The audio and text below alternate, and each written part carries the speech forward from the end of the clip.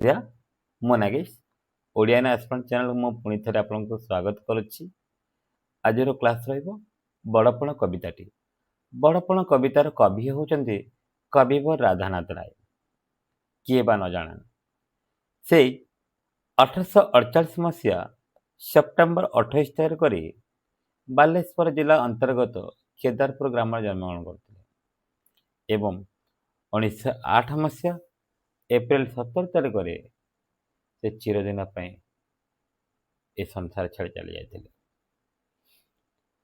से अनेक काव्य कविता रचना करते। से जड़े भारतीय ओडिया साहित्यक थिले एवं से ओडिया साहित्यर आधुनिक युग स्रष्टा भाव में परिचित। तांक द्वारा रचना अनेक रही। तही श्रेष्ठ रचना रही केदार गौरी, नंदीकेश्वरी, उषा, पार्वती, चंद्रभागा, चिलिका, दरबार, महाजात्रा, जजाति केसरी, उर्वशी, तुलसी स्तबक यह अनेक कविता रही। तत्सहित गद्य मध्य रही इटालिया युवा, विवेकी एवं अनेक कविता मध्य रही। तत्सहित संस्कृत रचना मध्य रही, बंगला रचना मध्य रही। तेणु आम साधारण पुरुष बोली कहीपर नहीं। राधानाथ राय ओडिया आधुनिक काव्य साहित्यर पथिकृत स्रष्टा। प्रथम कवि भाव में से पाश्चात्य और भारतीय साहित्य उभयर अध्ययन और अन्वेषण करी आपणार काव्य कवितार प्रतिफलित करथिले। तेणु आजिर कविताटी बड़पण। ए बड़पण कविताटी राधानाथ रायंकर सुप्रसिद्ध व्यंग काव्य दरबार संगृहित। विश्वविख्यात नक्षत्र विज्ञानी ज्योतिर्विद पठाणी सामंत व चंद्रशेखर सिंह सामंत को संवर्धित करने कटकर बारवाटी दुर्ग रे एक दरबार बसी माने ये दरबार बसी 1894 मसीह। ओडिशार विभिन्न गड़जातर राजा जमीदार माने यही दरबार को आसी। से राजा और राज कर्मचारी मानकर असार अहंकार कवि राधानाथ राय असह्य हो पड़ी।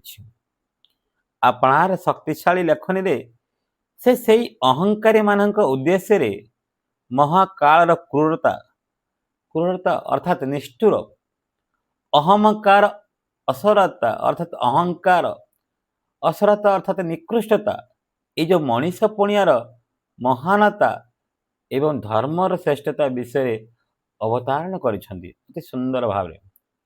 धर्म पथरे जीवन यापन करी प्रकृत बड़पणर परिचय देवाक से निवेदन कर। चलतु डेरी न करी कविताटी आलोचना करवा।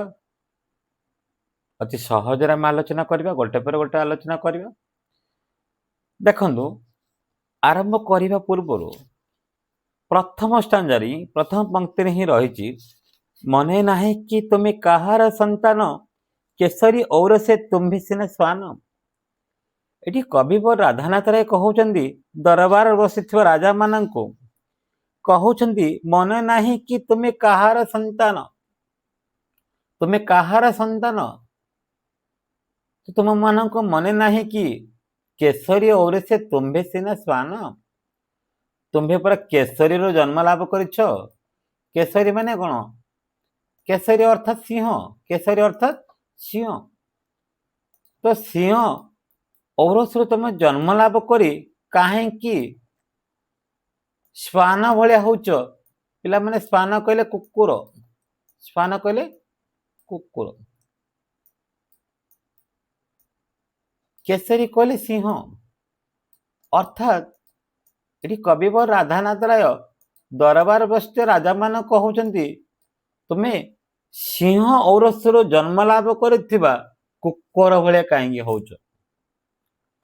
कहीं कहउचंदी आपण माने गोटे पर गोटे पंक्ति पढ़ला पर सहज जानी पारे। देखंतु पूर्व पुरुषर प्रतिष्ठा विशाल, ବିକି ଭାଙ୍ଗି ଖାଉଥିବ ଆଉ କେତେ କାଳ।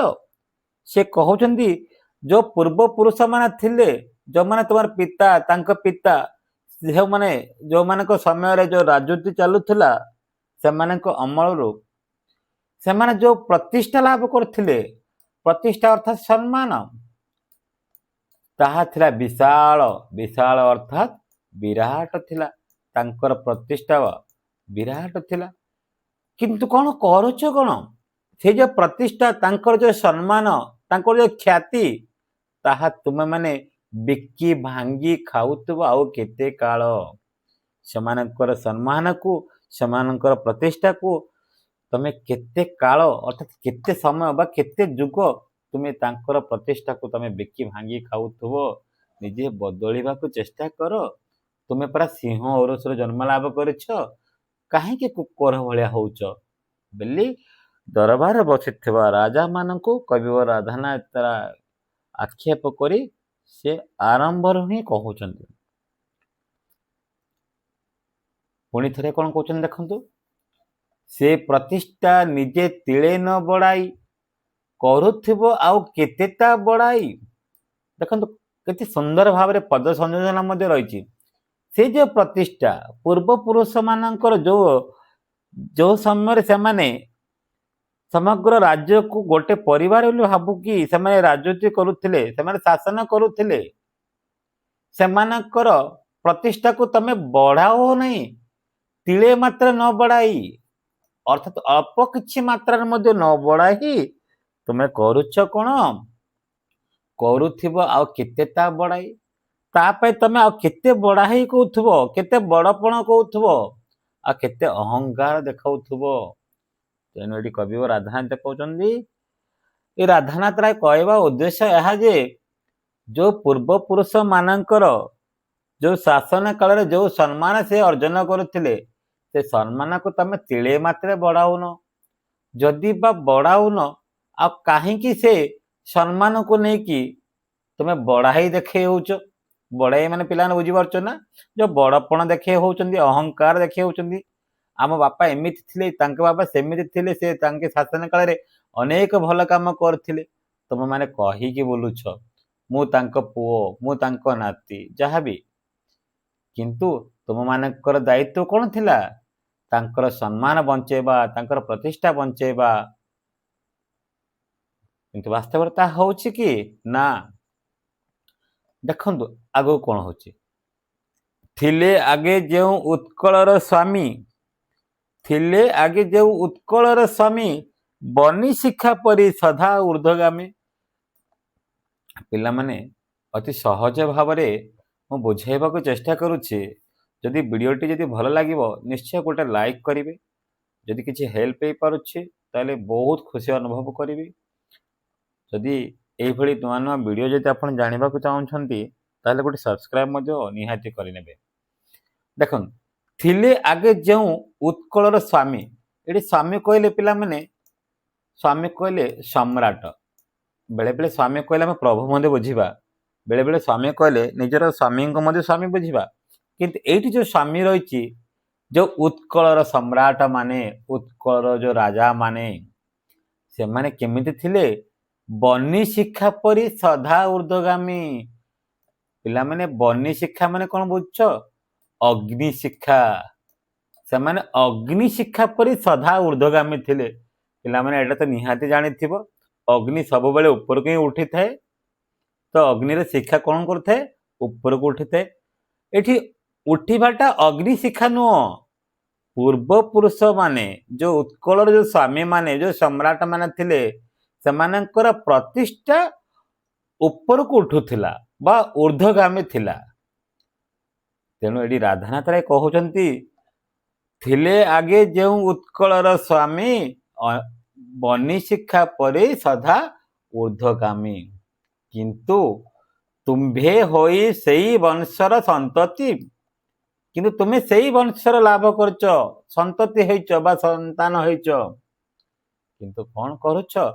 ଜଳଧାରା ପରି ହେଲ ଅଧୋଗତି। ପିଲାମାନେ ନିଶ୍ଚୟ ଜାଣିଥିବ, ଯେତେବେଳେ ଜଳ ଧାରା ଆସିବ ସେ ତଳକୁ ତଳକୁ ଆସିବ, ତାହା କେବେ ଊର୍ଦ୍ଧ୍ୱଗାମୀ ହବ କି? हब नहीं। तेणु एठी राधानाथ राय कहउछंती वर्तमान दरबार बसते राजा मान कहउछंती तुमर पितृपिता माने अर्थात पूर्व पुरुष माने जितेबेले से माने उत्कलर सम्राट बा राजा थिले सेही समय सेमानकर प्रतिष्ठा अति उच्चर थिला। अर्थात से माने बनी शिखा पर सदा ऊर्ध्वर थिले। किंतु तुम माने कौन करछ सेही वंशरे जन्म लाभ करितबा संतान माने जलधारा परी हेले अधगति। जल जेमिति सबुबले तळकु तळकु आसी थाए ठीक सेमिति तुम मध्य तळकु आसीगल। तुम्भ पितृगण परम उद्धार राज्य मणुथिले एक परिवार। तुम्हारा पितृगण अर्थात तुम्हारा पूर्व पुरुष माने जो उत्कलर सम्राट माने से माने परम उदार। उदार कहले दानी, उदार कहले दानी दयालु। से माने परम दानी परम दयालु थिले जहा फल राज्य मणुथिले एक परिवार। राज्य माने कौन जहा कि उत्कल अर्थात समग्र राज्य को से माने कौन करथिले गोटिए परिवार भितरे बांधिकी रखुथिले। से माने भाबुथिले समस्त ओडिशा समस्त उत्कल समग्र राज्य आमर परिवार बोली से माने भाबुथिले। किंतु तुमे कौन करुछ परिवार बोली कौन ग्रहण करुछ।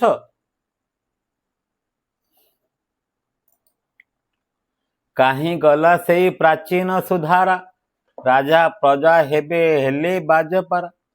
काहीं गला से प्राचीन सुधारा। प्राचीन कहले पिला माने पुरातन, सुधारा कहले सुधारा, सु कहले उत्तम, धारा कहले धार। जो पुरातन धारा थिला जो उत्तम धारा थिला बा उत्तम प्रथा थिला सेई प्रथा काहीं आउ देखिबा को मिलु नाही। समग्र राज्यर परिवार को गोटे परिवार भाबुथिले किंतु वर्तमान ताहा देखिबा को मिलु नाही। राजा प्रजा एबे हेले बाजपारा। वर्तमान राजा प्रजा पूर्वरो जेमिति गोटे परिवार भली रहउथिले वर्तमान बाज आ पारा भली रहउचंती। पिला माने बाज माने कोन बाज करे संचाण पक्षी जहा कि सबु बेले पारा को से आक्रमण करता। बाज कहले संचाण। संचाण पक्षी कहा को आक्रमण करते पारा को सबु बेले आक्रमण करते। पिला माने ए गोटे कथा आपण मानको स्पष्ट हवा दरकार। एडी संचाण पक्षी माने किए राजा, पारा माने किए प्रजा। अर्थात संचाण पक्षी जेमिति पारा को आक्रमण करुछि ठीक सेमिति राजा मध्य वर्तमान राजा माने प्रजा मान को ठीक से भली आक्रमण करुछंती, शोषण करुछंती, दुर्नीति करुछंती। देखंतु काड़ी नेला राज भोग अभिलाष प्रजा मुखु तांक श्रमार्जित घ्रास।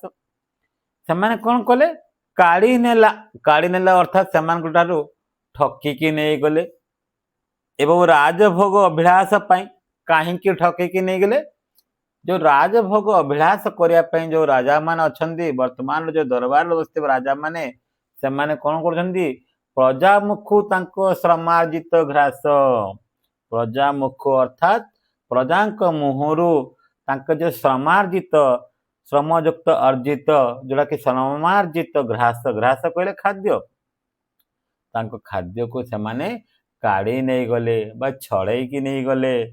कहीं छड़े की नहीं गले प्रजा मुखर जो खाद्य जो श्रमार्जित खाद्य को कहीं से छड़े की नहीं गले जेहेतु से राजभोग अभिलाष थिला राजभोग इच्छा थिला तेणु से माने ए गरीब माननकु बा ए दीन दुखी दरिद्र माननक ठारू लुंठन करिवार चलीछंती। प्रजा मुखु तांको श्रमार्जित घ्रास अर्थात प्रजा माननक मुहरु श्रम माने तांकर जो श्रमार्जित खाद्य को मध्य से माने लुंठन करुथिले। देशी होई तुम्भे आचरिलो नीति निर्मम विदेशी सर्वशोषी नीति। तुम्हें देशी होई देशी माने कौन तुम्हें भारतीय होई तुम्हें आचरिलो नीति। आचरिले माने कौन कले पिला माने आचरण कले नीति अर्थात नियम नियम तुम आचरण कल कहार नियम आचरण कल विदेशी नियम आचरण कल तांकर नियम कौन थिला सर्वशोषी नीति समस्त शोषण करुथिले निर्मम भाव से जो विदेशी माने जेमिति जनता ठारू शोषण करुथिले ठीक सेमिति वर्तमान तुम माने भारतीय होई बा देशीय होई तुम माने मध्य ठीक से बेले शोषण करुच काहेकि एते कदर्य काहेकि एते निर्मम बोली एठी कविव राधानाथ राय प्रश्न करुछंती दरबार बसथिबा राजा मानंको वात्सल्य न बांधी प्रजांकर चित विदेशी संगीने कलो तांको भीत आहुरी मध्य कहउछंती जेतेबेले पूर्व पुरुष मान थिले जो माने कि उत्कलर सम्राट माने थिले अतीतर कथा जदि आमे मने पकेबा से माने समग्र ओडिशावासी को निजर परिवार बोली मनुथिले आ सेमानकर पिला मानक भलिया सेमानक देखुथिले पुत्र स्नेह रे सेमानक बांधी रखुथिले तेणु वात्सल्य न बांधी प्रजांकर चित्त अर्थात प्रजांकर मन को जेमिति कि पुत्र स्नेह रे न बांधी तुमे करुछ कौन विदेशी संगीने कल तांको भीत विदेशी संगीने कहले बंधुक मुनरे पिला माने ए संगीन कहले सांगर बोली भाबी दबो नहीं संगीन कहले बंधुक मुनरे तो कहा को भयभीत करछंती निरीह जनता को हला जहा कि आपण माने कहि परिबे जो विदेशी संगीने कले तांको भीत भीत कहले भयंकर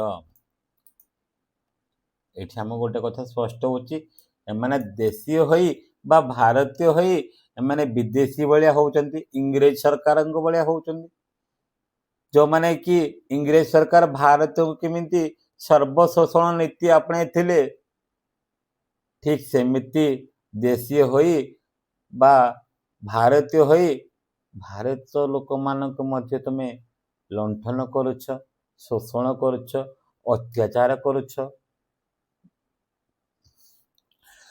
गंथा घर हेला तुम्भर सर्वस्व सर्वस्व प्रासाद घावी अस्थि अश्व तुमर जो ग्रंथागार थिला ग्रंथागार माने पिला माने कोन खजना घर खजना खाना अर्थात आपण माने जानि पारथिबे जोटे कि अधिक मात्रा रे धन संपत्ति लुचाई रखंती ताको कह जीवो ग्रंथागार खजना खाना तुमर जो ग्रंथागार भरी हैला सर्वस्व हो गला सबु किछि हो गला सर्वस्व प्रासाद बड़ बड़ विराट विराट प्रासाद तोली देल बा कोठा तोली देल गाभी गाभी कहले कोन गाई हस्ती कहले हाथी हस्प कहले घोड़ा एमिति अनेक गाई हाथी घोड़ा मध्य भरी करदेल ग्रंथागार मध्य भरी करदेल काहा धन काहार धन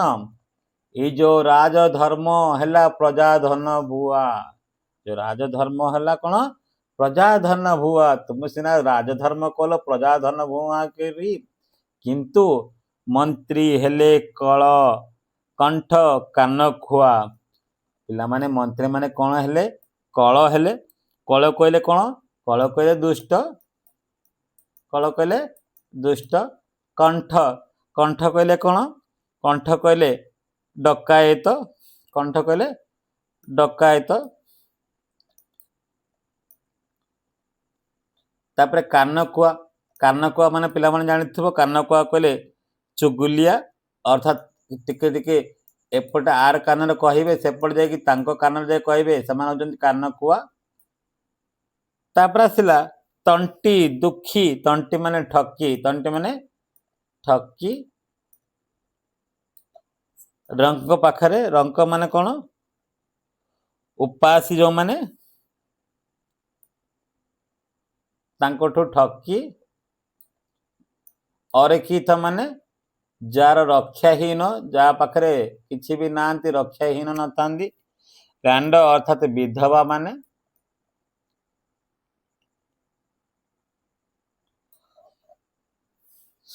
तो जो माने कि मंत्री माने थिले खळ खळ कहले पिला माने कोन रे खळ कहले दुष्ट कंठ कहले डकायती कान कुआ कहले चुगुलिया ए जो दुष्ट माने थिले डकायत माने थिले चुगुलिया माने थिले से माने कोन करूथिले तंडी थिले तंडी माने ठकी थिले काहार दुखी मानकर रंक मानकर अरकित मानकर आउ रहिला रांड मानकर पिला माने दुखी कहले दुखी बा दरिद्र बा गरीब रंक कहले जो माने रही उपासी भोक उपास जो मान रही से अरकित माने जार रक्षाहीन नाहांती अर्थात से घरे आउ कहीं भी सहारा ना बेसहारा रांड कहले अर्थात विधवा से ठकिकी से माने कौन करुथिले विदेशी की खुआइले कुकुडांड पिला माने जो दुखी रंकी अरकित रांडंक ठारू ठकिकी से माने विदेशी खुआउथिले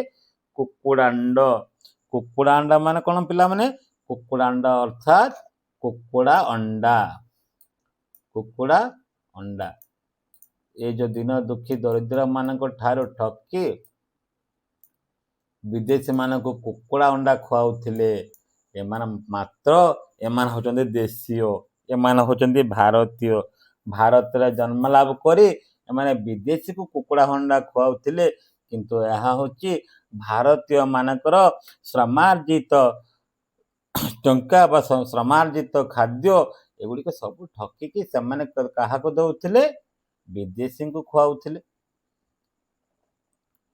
न पाइले दुखी प्रजा खुद कंडा नेले घिओ अटा संगे छाग मुंडा पिला माने ए जो प्रजा माने से माने खुद कुंडा मध्य खाइबा को पाउ नथिले से मानक ठर सब किछि छड़ेई कि नउथिले आ से नेई कि काहा को कोन दउथिले जो विदेशी मानक दउथिले घिओ अटा ता संगे कोन दउथिले छाग मुंडा पिला मा छाग मुंडा कहले छेली मांस देखो केड़े सुंदर भाव से पद संयोजन करछंती कविवर राधानाथ राय अति सुंदर भाव चमत्कार ढंगी रे से दरबार बसुवा राजा मान को उपदेश देवा उद्देश्य रे से कहउछंती जे दुखी दिन दरिद्र अरक्षित विधवा को ठकिकी तबे विदेशी मान को खुआउछ कुकुड़ा अंडा ता सहित दुखी प्रजा मान को खुद कुंडा मध्य से न दे छड़े कि नहीं कि दौच घीओ अटा ता सहित चागमुंडा अर्थात छेली मांस यह कोठी यथार्थता यह कोठी संभव एमिति केबे हुए कि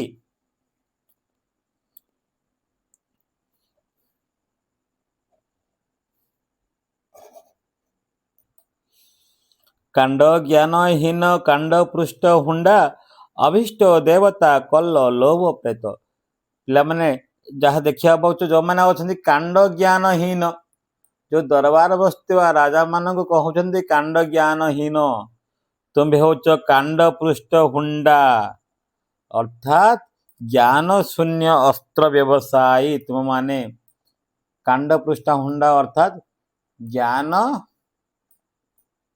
शून्य अस्त्र व्यवसायी देखो केड़े बड़ बड़ बड़ कथा कहते कविवर राधानाथ राय से दरबार बसुवा राजा मान को तुम्हें मान हेलो ज्ञान शून्य अस्त्र व्यवसायी तुम माने कांड ज्ञानहीन लोक अभिष्ट देवता कल लोभ प्रेत अभिष्ट देवता अर्थात इष्ट देवता को मध्य तुम्हें कल लोभ प्रेत अभिष्ट देवता अर्थात इष्ट देवता वर्तमान जदि न चेतिल खाई विपदर बेत वर्तमान तुम चेतिल अर्थात सचेतन हो जाओ जागृत हो जाओ नचेत विपदर बेत खाइबा पे प्रस्तुत हो जाओ चेतिल अर्थात सचेतन हो जाओ नचेत तुम्हें खाइब विपदर बेत ये कविवर राधानाथ राय कहउछंती वर्तमान मध्य तुम पाखे समय अच्छी से समय को सदुपयोग कर समय अनुसार परिवर्तन हो जाओ ताहले किछि मात्रा रे उद्धार हो परिबो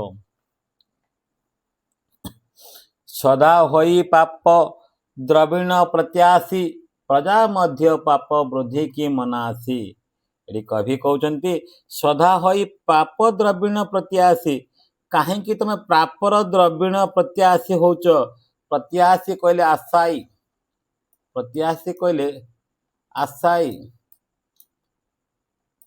कि आशायी जो पापर द्रविणर आशायी अर्थात कौन जो पाप अर्जित धन पाप अर्जित धन प्रति कहीं आशायी प्रजा मध्य पाप वृद्धि को मनासी कहीं ये जो पाप वृद्धि को मनासी करुछ मनासी माने इच्छा कहीं करुछ इच्छा कहीं करुछ कहीं आशायी रोच जो पाप वृद्धि की कहीं इच्छा करुछ पापर द्रविण को कहीं प्रत्याशी करुछ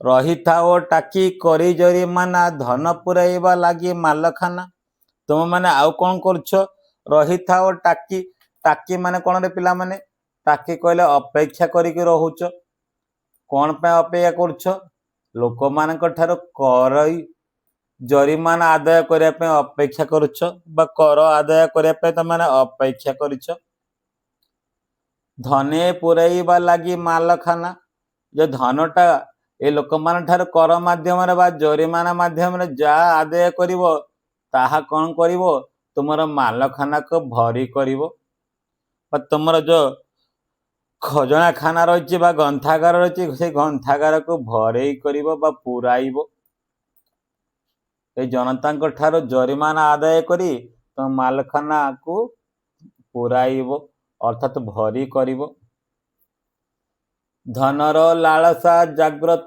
सपने धन बिनु नाई आन चिंता मने चाउरी कौन कहते तुमर जो धनर लालसा रही तुम टे जाग्रत हो जाओ तुम सपने सपने कहले कौन स्वप्न तुम जो स्वप्न जहाँ देखुच जो धनर लालसा प्रति जो स्वप्न देखुच से स्वप्न प्रति तुम जाग्रत हो कहीं सर्वदा स्वप्न देखुच धन बिनु नाही आन चिंता मने जो धनर बिना बिनु कहले बिना नाही आन चिंता मने आन कहले अन्य तमें कहीं सब बेले धन को लुंठन करने उद्देश्य रोच धन बिना अन्य किसी चिंता कर ये कविवर राधानाथ कहते कहीं तुम्हें जो धनर लालसा पछरे पड़ुछ तुम जागृत हो जाओ कहीं तुम स्वप्न देखुच धन बिना अन्य चिंता किसी कर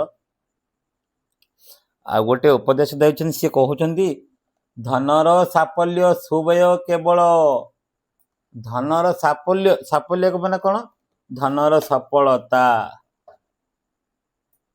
केवल कौन सुबय सुबय माने पिला माने कौन धनर सफलता सब बेले उत्तम व्यय लागिबा को हबो सुबय माने उत्तम व्यय नहले कौन हम यक्ष प्राय ताकू जगी क्यों फल जदि ये जो धनर साफल्य सुबय हम नहीं ताहले यक्ष प्राय यक्ष माने किए पिला माने यक्ष होजंती कुबेर बा जगुआली से ताकू जगी क्यों फल नब से जगी की ताठर कौन फल नहीं पारिबो तुम्हें एमती केते दिन बंचीजीव ए संसार रे मर्त्यपुर रे से जो यक्ष प्राय ताकू जगी कि कौन फल पाइजिबो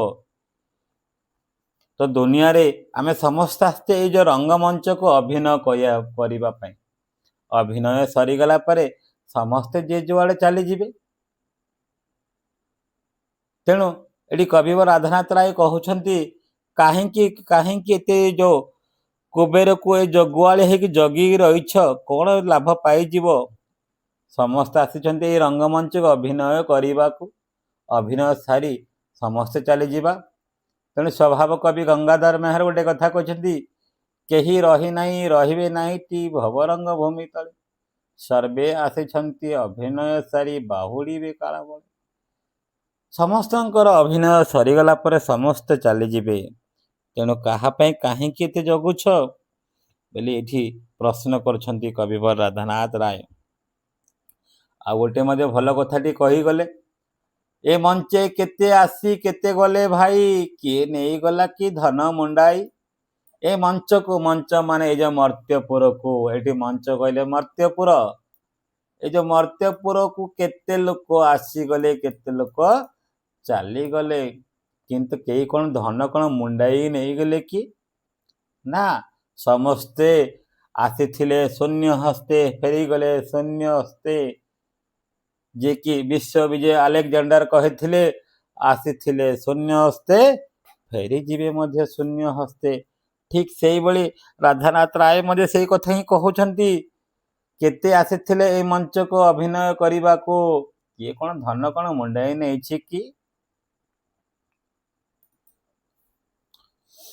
ପଡ଼ିତ ରହିଲେ ପଛେ ହାତୀ ଗୁଡ଼ା, ପଡ଼ିତ ରହିଲା ସୁନା ରୂପା ତୋଡ଼ା। ଦେଖନ୍ତୁ କେତେ ସୁନ୍ଦର ଭାବରେ ସେ କହିଛନ୍ତି, ଯାହା ରହିଗଲା ତାହା ରହିଗଲା। ଯେମିତିକି ହାତୀ ଘୋଡ଼ା ସୁନା ରୂପା ତୋଡ଼ା ଯାହା ସବୁ ରହିଥିଲା, ସବୁ କ'ଣ ସାଥିରେ କ'ଣ ନେଇଗଲ କି? ଯାହା ସବୁ ରହିଥିଲା ତାହା ଠିକ୍ ସେମିତି ରହିଗଲା। ଆଉ ତୁମ୍ଭେ ହିଁ ଏକା ଆସିଥିଲ, ଆଉ ଏକା ଫେରିଗଲ। ଆସିଥିଲ ଶୂନ୍ୟ ହସ୍ତରେ, ଫେରିଗଲ ମଧ୍ୟ ଶୂନ୍ୟ ହସ୍ତରେ। ତେଣୁ କାହା ପାଇଁ ତମେ ଏତେ ଲୋଭ କରୁଛ, କାହା ପାଇଁ ଏତେ ମୋହମାୟା କରୁଛ, କାହା ପାଇଁ ଏ ଧନର ଲାଳସା ରଖିଛ, କାହା ପାଇଁ ଯକ୍ଷ ହୋଇ ଜଗି ବସିଛ ବୋଲି ଏଠି କବିବର ରାଧାନାଥ ରାୟ ପ୍ରଶ୍ନ କରୁଛନ୍ତି ଦରବାର ବସିଥିବା ରାଜାମାନଙ୍କୁ। ପଡ଼ିତ ରହିଲା ରତନେ ଭାସ୍କର, କୁବେର ଭଣ୍ଡାର ସମ ଗନ୍ଥା ଘର। ସୁନ୍ଦର ଭାବରେ କହୁଛନ୍ତି, ଏ ଯୋଉ ପଡ଼ିତ ରହିଲା ରତ୍ନେ, ରତ୍ନ କଲେ ରତ୍ନରେ, ଭାସ୍କର କଲେ ଦୀପ୍ତିଶାଳ। ଏ ଯୋଉ ରତ୍ନ ଦୀପ୍ତିଶାଳ, ଏ ଯୋଉ କୁବେର ଭଣ୍ଡାର ସବୁ ଗନ୍ଥାଘର ପଡ଼ିତ ରହିଗଲା, ଆଉ କେହି କିଛି ନେଇପାରିଲେ ନାହିଁ। ଜିଣିବାକୁ ନାହିଁ ଧରା ଖଣ୍ଡ, ବୋଲି କଲେ ଯେଉଁ ଅଶ୍ରୁସିକ୍ତ ଗଣ୍ଡ। ପିଲାମାନେ କେତେ ସୁନ୍ଦର ବାକ୍ୟଟି ରହିଛି। ବିଶ୍ୱବିଜୟ ଆଲେକଜାଣ୍ଡାରଙ୍କ କଥା ଯଦି ମନେ ପଡ଼ିଯାଉଛି, ତାଙ୍କର କଥାକୁ ମନେ ପକାଇ ସେ କହିଛନ୍ତି, ତାଙ୍କୁ ଆଉ ଜିଣିବାକୁ ନାହିଁ ଧରା ଖଣ୍ଡ। ଧରା ଖଣ୍ଡ କଲେ ପୃଥିବୀରେ ଆଉ କେଉଁ ଜାଗା ନାହିଁ ଯେ ସେ ଆଉ ବିଜୟ ଲାଭ କରିବେ। ବୋଲି କଲେ ସେ ଯେଉଁ ଅଶ୍ରୁସିକ୍ତ ଗଣ୍ଡ, ଅର୍ଥାତ୍ ସେ ଲୁହ ଝରାଇଥିଲେ।